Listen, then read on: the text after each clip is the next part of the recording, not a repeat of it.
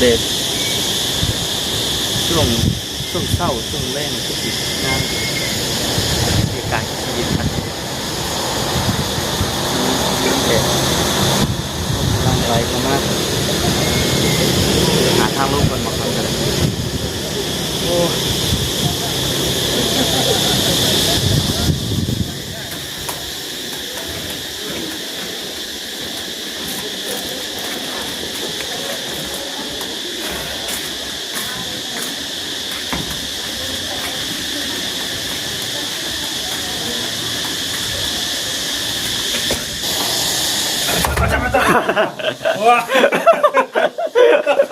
ตื่นเลย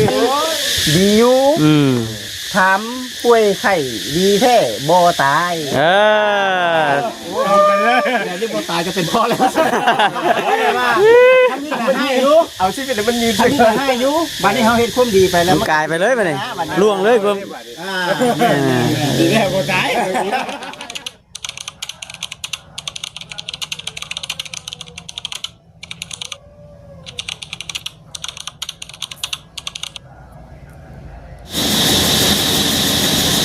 ่น้องเลยเนาะจะสวยแล้วพี่น้องเลย8-9 โมงแล้วล่ะตอนนี้ก็ได้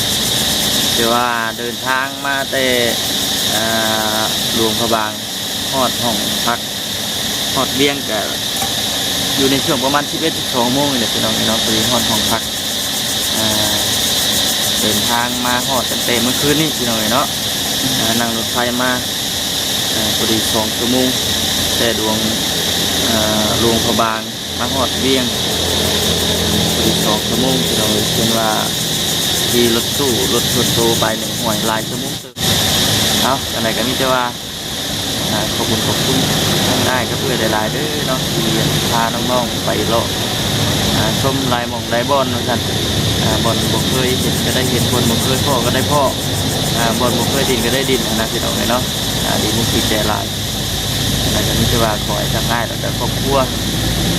แต่ก็เรื่อยเนาะอยู่ดีมีแห้งเด้อเจ็บจะได้ของไข่ยังไม่ยิ้มกันอยากจะขอให้รับรื่นไปด้วยดีดีใจพี่น้องเลยเนาะวันนี้ก็มีแต่ว่าสิพากันมาเลาะชมบึงแหล่งท่องเที่ยวเป็นอีกแหล่งท่องเที่ยวพี่น้องเพราะว่ารถทัวร์2 คันมาจอดอยู่มันลงมาชมมาเที่ยวบึงเดี๋ยวยังไม่ทันได้เข้าไปพี่น้องเลยเนาะเปิดคลิปก่อนกันพี่น้องเนาะก็ดีกับทักทายสบายดีด้วยพี่น้องเด้อเนาะทักทายสบายดีที่กันเมื่อทุกคนพูดโทษกับความทำอีกที่เก่าบ้านจังไรการมิตรว่าสิขับไปถ่ายคลิปให้กับทางคุณแม่พี่น้องที่ได้เบิ่งได้ชมกันพี่น้องเลยว่าข้างในมันเป็นจังไรเนาะเก็บภาพบรรยากาศเมื่อตอนที่ตอนน้องเบิ่งชมกันพี่น้องเลยปะ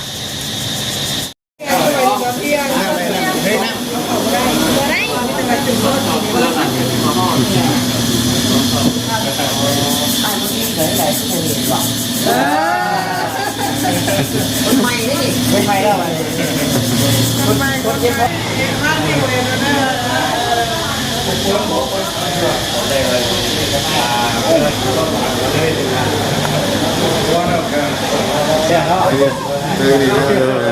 มาดิเอากันดีเลยนี่ยังไม่ได้ขึ้นตัวบางแล้วกันเนาะไปแล้วไปข้างนี้พักวันงามป่ะตัวบอกงามงาม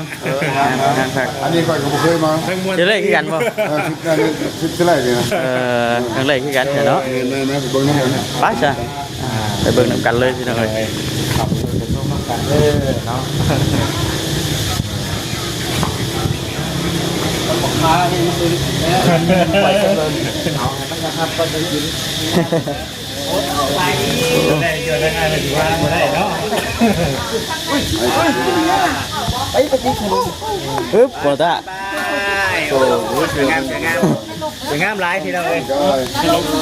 สบัดนรกเขาไปขึ้นสวรรค์สวรรค์นรกไปทำอย่างไรเมื่อพานรกไปมาสวรรค์มันสุดท้ายดิไปนรกกันไปสวรรค์มาลงไปสวรรค์นั่นลงมาแล้วลงดูเห็นเลยไปให้แล้วเนาะไปที่ทะเลตะบัวนี่จะเป็นบรรยากาศภายในเด้อพี่น้องเอ้ย นี่พี่น้องเนาะรูปปั้นแต่ละองค์รูปปั้นพระ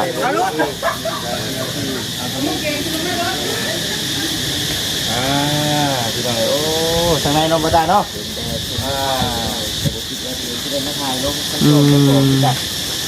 เอาคนอื่นจะขอกราบทักทายสบายดีเด้อ พี่น้องเนาะติดตามชมไปเบิ่งไปน้ำกันพี่น้องเลยเป็นแน่ใดก็ได้เนาะถ่ายอันก่อนสิกลับว่าซั่นยังอีก2จุด2หม่องพี่น้องเนาะยังจะจบจากนี้ก็สิไปต่ออีก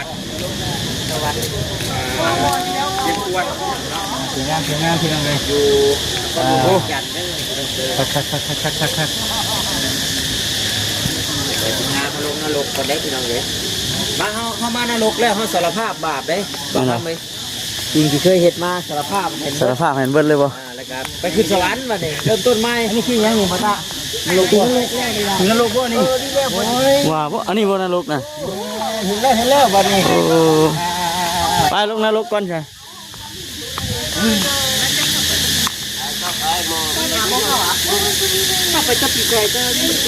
เข้าไปในนรกเลยบ่อันนี้บ่นรกนะ เคยเข้าแล้วมาถึงสมัยตะกี้คน ลองเข้านรกเบิ่งก่อนนะ สารภาพบาปก่อน สารภาพบาป ล้างบาปซะก่อนเนาะไปบางเรียงเหมือนเนมชาวไร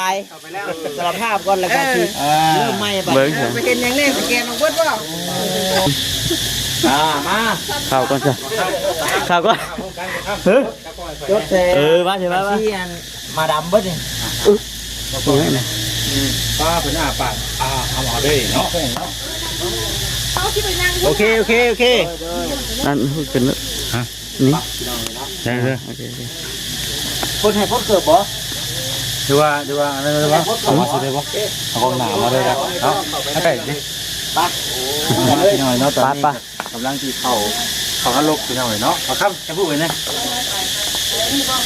จะพูดก่อน เก็บได้ป่ะ มาโอ้ ไปหาชิปขึ้นไปบกเอายังก็ขึ้นบกควรขึ้นบก ห่อนเนาะนรก มาทางในห่อนบ่ ลองเบิ่งเนาะ ไปได้เว้ยไปได้เว้ย ไผ เขาวันนั้น โอ้เป็นอันนี้เนาะเกี่ยวเขาเลยจังบ่ เขามาล่างบาปแล้วจะไปสวรรค์ ล่างบาทนี่ต้องอยู่สวรรค์เด้ สวรรค์ว่าโอ้ยมีอย่างนี้ คนกี้กินแล้วโอ้ย จะเป็นแล้ว เอ้าเรียกวิ่งเขาใช่ไหมบอก เรียนข้างในมุ่นจ้ะ ฮะเนี่ยครับ ครับพ่อใช่พ่อ พี่น้องเอ้ยติดตามเบิ่งไปน้ำกันซั่นได้ก็ได้ เอาถึงมือเริ่มเจ้าคือได้ป่ะ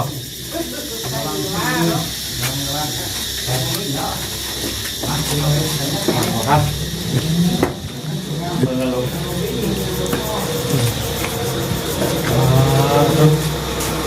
อันย่างปะอัน โอ้บอกเขาทำไมที่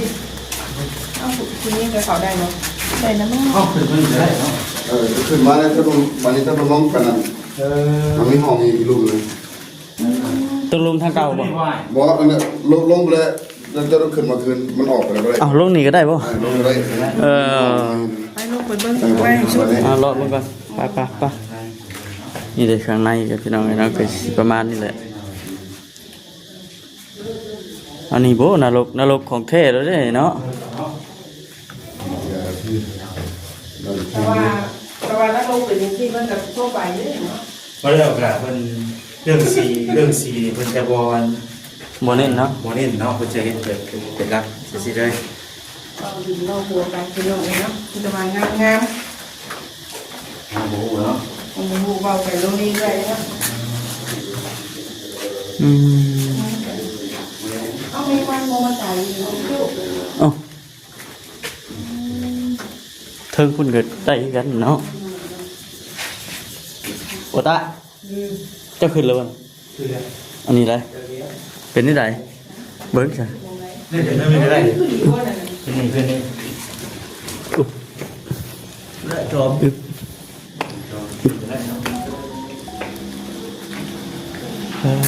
เธออ๋อ โอ้ทางขึ้นเทิงพุ่นดีว่าเช่นพุ่นดี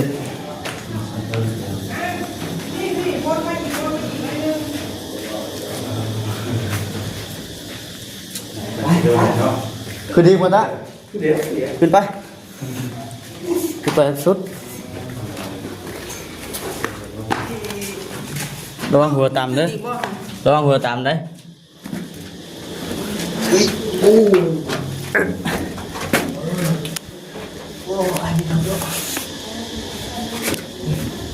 หนึ่งขึ้นมาปากกล้องก่อนขึ้นมาตัวเทิงพี่เลยพี่ตรงไหนเนาะอันนี้จะขึ้น สบายดีพี่น้องพ้นจากประตูนรก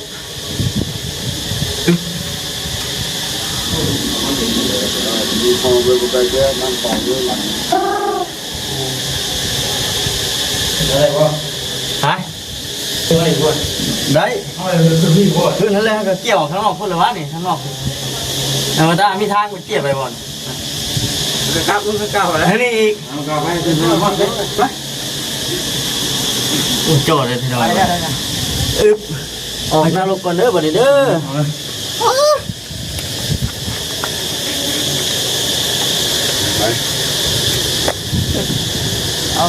ขึ้นนรกแล้วก็ออกนรกเลย แม่น ยังขึ้นนี่สิลงนรกเลยบัด ออกมาขึ้นสวรรค์เลยนะฮะ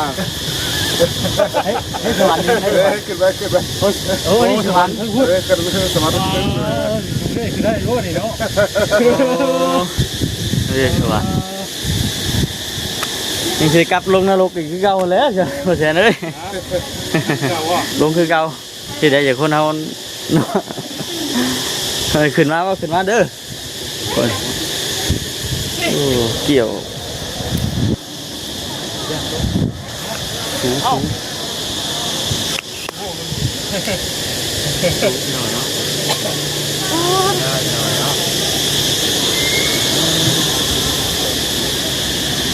นี่ทางลงเนี่ยเป็น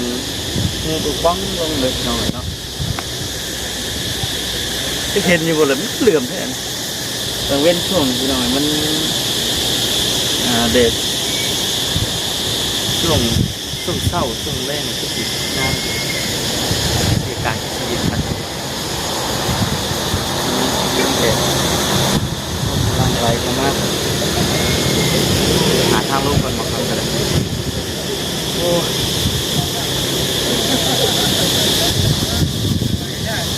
ใหญ่เนาะ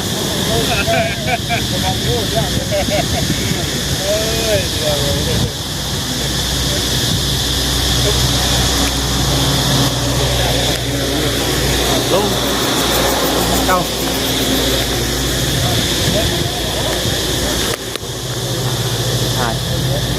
นี่ทางลงเด้อทางลงนรกเด้อบ่าไปไปเจ้ากันโอ้สันติดีแท้อันนี้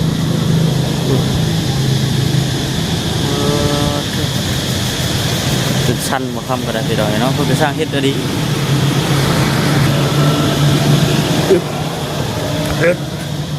ลงนรกกันเด้อไปนี่พี่น้องอึ๊บ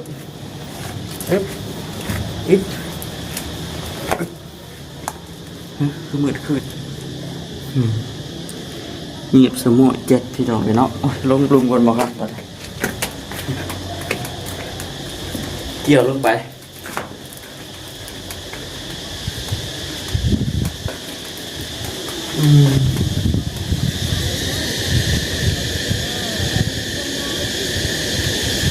โอ้มีพระใหญ่นอนดีเนาะ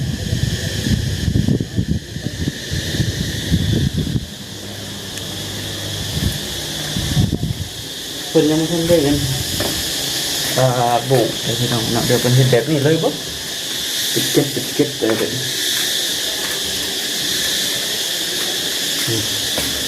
ทางลงเข้าขึ้นไปเมื่อกี้นี่พูดแล้ววนขึ้นแต่เขาสิลงมาทั้งในกลางที่ก็ได้ที่กันที่ตรงจังมันชัน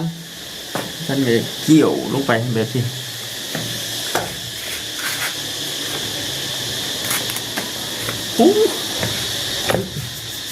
ตื่น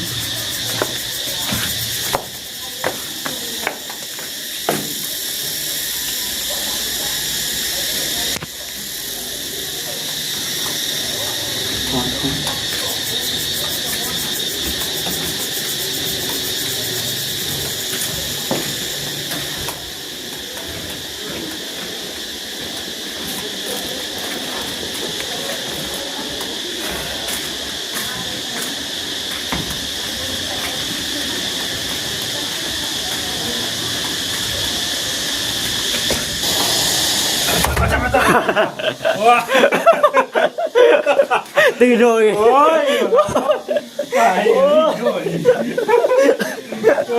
ôi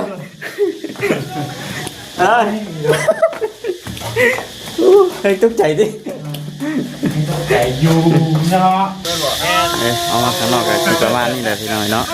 ลงมาทางซื้อ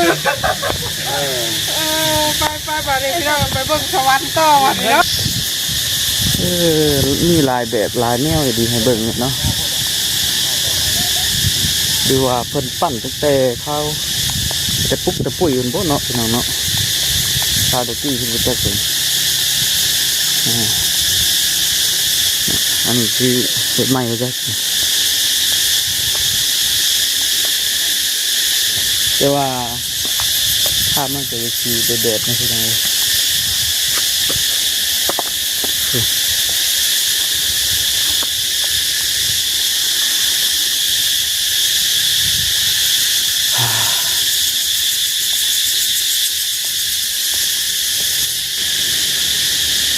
แนนไปนี่แต่หูปั่นพี่น้องนี่เป็นลูกเตะ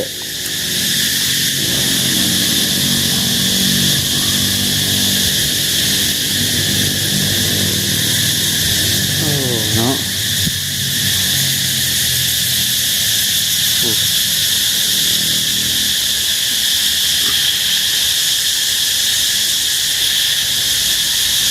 ถ้าอินบ่เพื่อนเลยบ่จักบ่คำกันเลยพี่น้องลายเทียนนี่ มีข้องลูกบีกบ่คำจะเป็นลูกข้องก่อนตัดลูกข้อง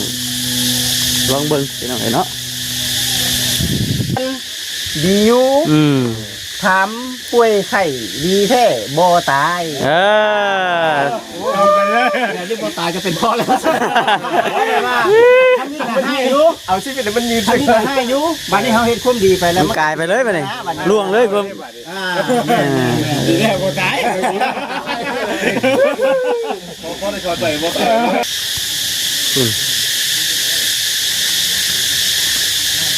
เป็นสิ่งที่ซื้อของคนนั่นนี่แต่พี่น้องกันเนาะห้ามขึ้น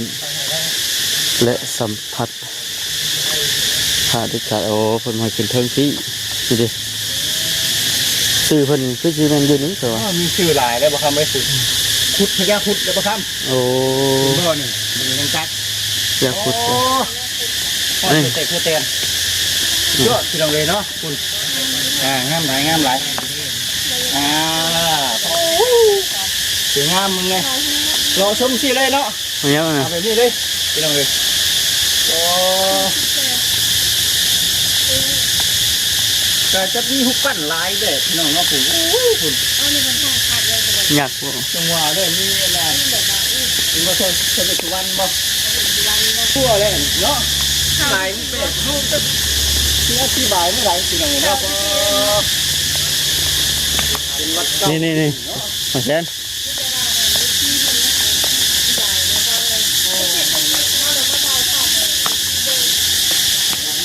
งูเจ้า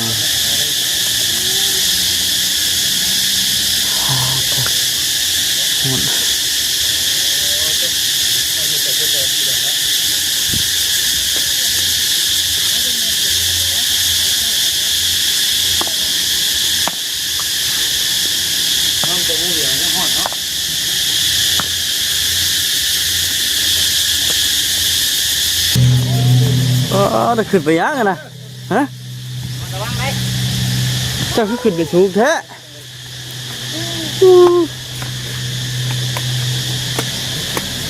ระวังเด้อบ่ครับ แบบบ่มีอันสาวจับเนาะ แล้วให้ดีๆได้สิคือสวรรค์ได้บัด ขึ้นสวรรค์บ่นี่ สวรรค์ได้จะเกิดใหม่ ทางขึ้นสวรรค์นี่ก็ยากอยู่ มันจะมาร้องได้ มันบ่มีทางขึ้นสวรรค์นั่นนี่เนาะพูดแล้วว่านี่พี่น้องทางขึ้นสวรรค์ ภูมิได้ทางขึ้นสวรรค์นะ เพิ่นนี่ว่าทางขึ้นสวรรค์มันหกทางไปนรกมันเป็น แม่นทางขึ้นทางไปสวรรค์ทางขึ้นหม้อได้เนาะ ขึ้นได้ป่ะ แม่ขึ้นมาขึ้นได้ ทางขึ้นสวรรค์มันหกกว่าทางไปนรกมันเป็น แม่นพ่อพันวาเนาะจะต้องขึ้นให้ได้มาแทนเลย หากระวังนะมันไม่ แม่ สาว บุขึ้นมาก็อย่าเรื่องเงี้ยมา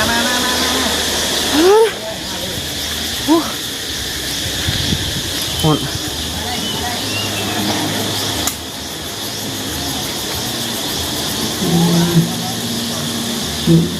แบบต้องเข้าไปในบ่เนาะพี่น้องเนาะแบบบ่ได้เขาเนาะมาส่องเบิ่งโอ้เข้าใจความหมายแล้วบาดนี้พี่น้องหัวจิตจะถือมิกมาอยู่วะบอสจะถือมิกมาอยู่วะมาเขียนใช่นี่เคยเข้าใจความหมายแล้วแบบ แบบไหน นี่ใครต้องการอยากได้ยังก็เขียนใช่นี้ โอ้แซนโอ้แซนถือมิกมาอยู่ป่ะมิกมาอยู่ป่ะทำปากขนาดไปเข้าไปได้ป่ะ บอสได้เข้าไปเลย เข้าได้ ครับผมถ้าจะเอานี่เขียนแล้ว โอ้หาเขียนรถเขียนทับรถเลย có lời rồi nó มันมีแต่เอาขออย่างเดียวเอง คอยกันจะเขียนใช่ก่อน ของวันnàyมีแต่ห้อยเขียนอยู่แล้วเนาะ เขียน นี่คำปรารถนาบ่เขาเขียนอะไรก็ได้เนาะ จะเป็นอะไรไป คนที่ทาเอามิกน้ำมาเซ็นก็เหลือมเนาะอยู่นอกเนาะ เขียนแล้วเห็นแล้วสุดยอด เอาคอยกับไม่ได้คอลายคอยก็ได้ จำฮะ ไปขอลงถ่ายด้วยไปลงถ่ายฮอน เขียนทั้งนี้ก็ได้นะ มารถนี่เป็นอีกเลย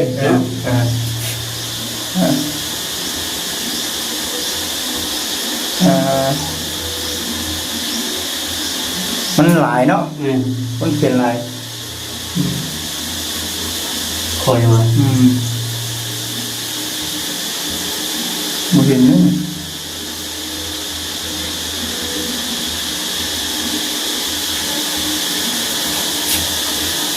ความ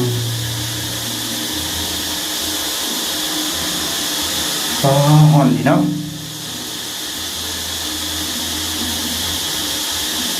เซ็นหนึ่งมันจะได้ โอเคโอ้ครับเดี๋ยวที่กันไป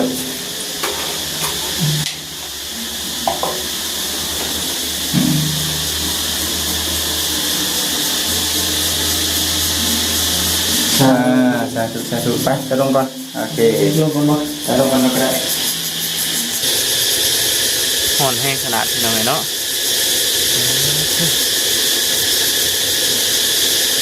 มาฮอดมาถึงแล้วพี่น้องในวัดเพียงควรพอดีเห็นมาอันนี้เป็นว่าอย่างไรวิศวรรณบอกพี่น้องในตอนเขียนใส่ฝันอยากได้อย่างจะสำเร็จไงเขียนเข้าไป ที่นี่ก็คือสิจบก่อนบ่ครับก็ได้เนาะมีแต่ว่าที่ตามเบิ่งคลิปหน้าคลิปต่อไปเด้อพี่น้องเด้อน้องฮ้อนครับช่วงแดดช่วงกลางเย็นเป็นไรก็มีแต่ติดตามเบิ่งไปด้วยกันช่วงนี้ครับมันอีกจักหน่อยก็ยังติดตามทั้งมันอ้ายกับเพื่อน